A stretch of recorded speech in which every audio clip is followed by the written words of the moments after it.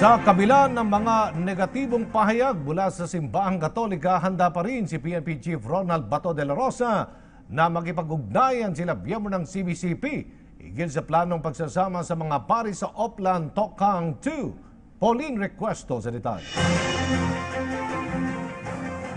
Hinikayat ni PNP Chief Director General Ronald de la Rosa ang simbahang Katolika na ibigay ang buong suporta at tiwala nito sa pambansang pulisya, kasabay ng paglulunsad ng Oplan Tokhang 2 Project Double Barrel Reloaded. Inihiyag ito ni de la Rosa kasunod ng negatibong pahayag ng ilang lider ng simbahan hinggil sa imbitasyong isama ang mga pari sa pagsasagawa ng naturang proyekto. Ganun na ba talaga sila kawalang tiwala? Di ba pag nasa church ka, dapat mapagtiwala ka sa iyong kapwa. Kami nagtiwala sa kanila na kami tulungan nila sa aming kampanya. Nagtiwala pa kami sana naman pagbigyan na sila ng kunting tiwala sa kanilang kapulisan.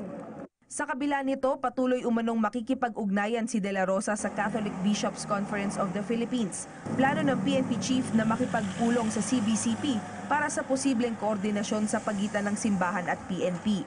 Hindi ko mapuntahan bawat diocese. Sige lang, kung mag-ikutan ko lahat ng bishop sa mga diocese, puntahan ko. Samantala, umaasa ang opisyal na magpapatuloy ang suportang ibinibigay ng mga lokal na pamahalaan sa kanilang mga pulis. Malaking tulong daw ang suporta ng mga local government unit para mapagtagumpayan ng PNP ang kanilang kampanya kontra iligal na droga at kriminalidad. Kaninang umaga, formal na itinurn over ng Quezon City Government ang 50 bagong mga patrol car sa Quezon City Police District. The PNP alone cannot give all the mobility requirements na kinakailangan ng ating mga field units.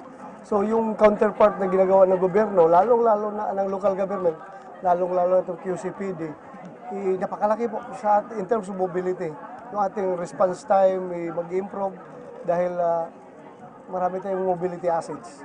Bukod sa mga patrol car, nagbigay din ang lokal na pamahalaan ng 1,000 piraso ng bulletproof vests at 150 unit ng patrol motorcycle. Kasabay nito ay ibinida ng QCPD ang sariling bersyon nito ni PO1 Bato na si PO1 Hinirang. Pinaalalahanan naman ni De La Rosa ang mga pulis ng QCPD na mahalin at alagaan ang mga bagong patrol car. Giit ng PNP Chief, nais niyang makita ang mga ito sa strategic places para maiwasan at mabilis na makaresponde sa mga krimen. Para sa PTV News, Pauline Requesto.